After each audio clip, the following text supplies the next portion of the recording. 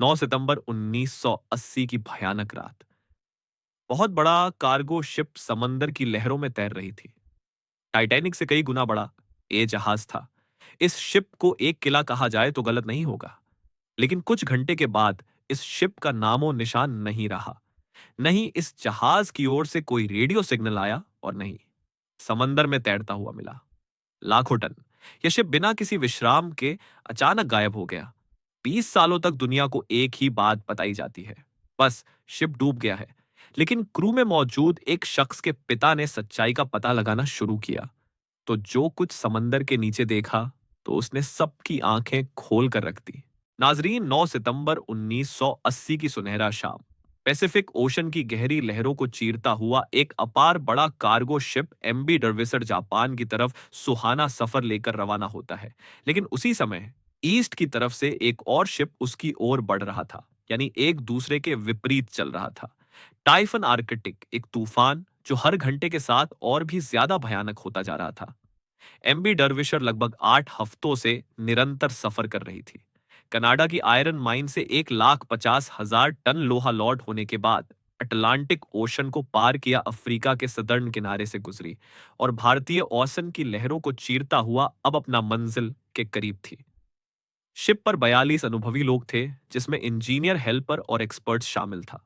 अब बस अपने सुहाने सफर के आखिरी चंद घंटे गिन रहे थे। अब तक तो सब कुछ ठीक चल रहा था, लेकिन किस्मत को कुछ और मंजूर था। सीप के कप्तान जाफरी अंडर हिल को 20 साल का एक्सपीरियंस था। वो इस मिशन के जिम्मेदार थे। उनकी पत्नी भी इंग्लैंड से जापान आ चुकी थी, लेकिन उनका मिलना अब सिर्फ एक सपना बनकर रह जाएगा। कई दिनों से कैप्टन अंडरहिल वेदर के रिपोर्टर्स पर भरोसा कर रहे थे। अंडरहिल अपने जीवन में ऐसे कई तूफान देख चुके थे। शिप के कप्तान को विश्वास था कि शिप को आसानी से फेस कर सकती है।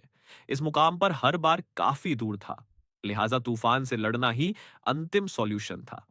कैप्टन ने रफ्तार कम किया और शिप को डायरेक्शन लहरों की तरफ थोड़ी सी मोड़ दिया। तूफान के समय जहाज को आमतौर पर ऐसा ही करते हैं, ताकि स्थिरता बरकरार रहे। कप्तान ने एक आपातकालीन मैसेज भी भेजा, जिससे हालात के बारे में आगाह किया और जहाज की लाइव लोकेशन भी भेज दिया। पर गुजराती तूफान का भयानक क्रोध बढ़ता जा रहा था। लहरें 10 मीटर से अधिक ऊंची हो चुकी थी। इतना ही नहीं, कुछ लहरें तो शिप की लंबाई तक जा चुकी थी। 1,000 फीट लंबाई के साथ शिप टाइटैनिक से 3 गुना लंबी और चौड़ी थी। अब इसकी ऊंचाई 16 बिल्डिंग मकान के बराबर थी। ये एक आम शिप नहीं, बल्कि एक state of the art steel का किला था। इस शिप को बनाने का एक ही उद्देश्य था कि दुनिया के सबसे खौफनाक समंदर से टकराने के लिए था। इसलिए कैप्टन के लिए तूफान आर्कटिक एक मामूल का हिस्सा लग रहा था, लेकिन समंदर की अंधेरी गहराइयों में कुछ ऐसा होने वाला था जो किसी ने कल्पना भी नहीं की हो। उसी रात दो और बाहरी जहाज भी इस तूफान का मुकाबला कर रहे थे। लेकिन अगली सुबह दोनों जहाज तो सही सलामत अपनी मंजिल तक पहुंच जाता है। लेकिन एमबी डर्विसर का कोई पता ना चल सका। यह स्टील का किला अचानक कहीं खो गया। बिना किसी निशान छोड़े आने वाले 20 सालों तक दुनिया को यह समझ ही नहीं आया कि आखिर उस भयानक रात क्या हुआ था। 9 सितंबर 1980 के शाम एमबी डर्विशर आखिरी बार रेडियो सिग्नल यानी मैसेज किया था। उसके बाद ना कोई डिस्ट्रेस कॉल, ना कोई फाइनल मैसेज, और फिर अगले 6 दिनों तक खामोशी का भयानक समा। शिप के मालिक ने भी उसे खो जाने का रिपोर्ट नहीं किया।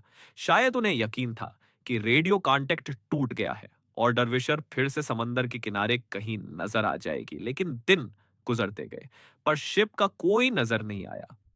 15 सितंबर को पहली बार शिप की खो जाने की फिक्र अनुभव किया। एक इंटरनेशनल सर्च मिशन चलाया गया। हेलीकॉप्टर, एरोप्लेन, नेवल शिप, सब समंदर के ऊपर शिप की आखिरी कोऑर्डिनेट्स को अच्छी तरह छान मारते हैं, लेकिन इतने बड़े शिप का एक भी टुकड़ा नहीं मिल सका। 6 दिनों के बाद सर्च मिशन बंद कर दिया जाता है। अथॉरिटीज ने यह कहकर मामला रफा दफा कर दिया कि समंदर ने उसे निगल लिया, और यह नतीजा फौरन बिना किसी इन्वेस्टिगेशन के निकाल लिया गया। जिस तेजी से मिशन और सर्वेक्षण खत्म हुई, इस तेजी से न्यूज कवरेज भी। एमबी डर्विशर के क्रू मेंबर की परिवार ने कई अनुरोध भेजा, लेकिन उन्हें सिर्फ इतना बताया गया कि सर्वेक्षण करने जैसा कुछ है ही नहीं। मरने वालों की परिवार से यह बात डाइजेस्ट ना हुई। उनको ऐसा लग रहा था जैसे कोई बात जानबूझकर छुपाई जा रही हो। एमबी डर्विशर एक स्टील का मजबूत जॉइंट ब्रिटेन के मशहूर साउन हंटर शिपयार्ड में सिर्फ 1 साल पहले बनाया गया था।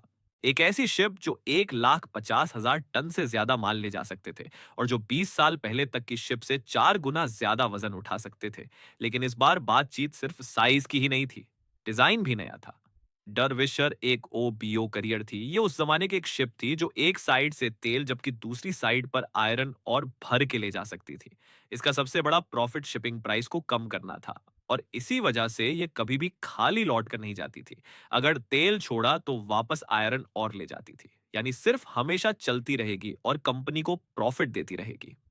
ट्रेडिशनल शिप के मुकाबले एमबी डर्बिशर 30% तक ज्यादा रेवेन्यू बना सकती थी।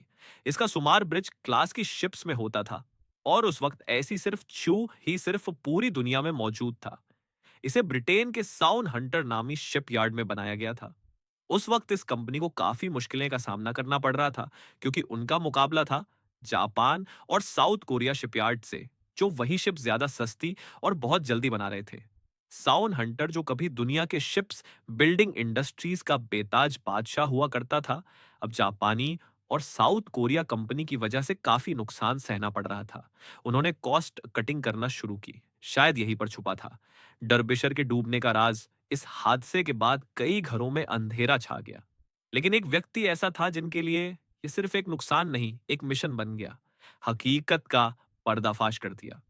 1982 में डर्बिशर के गायब होने के सिर्फ 18 महीने के बाद टाइन ब्रिज नामी एक और ब्रिज क्लास शिप नॉर्थ सी के तूफानों से लड़ रही थी। अचानक शिप के सुपर स्ट्रक्चर के आगे स्टील में दरार पड़ने लगा। कैप्टन तुरंत इवैक्यूएशन का आदेश दिया और क्रू को एयर लिफ्ट करके बचा लिया जाता है। अब तक के लिए इतना ही। वीडियो के अगला भाग में बताएंगे कि शिप को कैसे खोज निकाला। वीडियो पर पूरा टाइम देने के लिए धन्यवाद।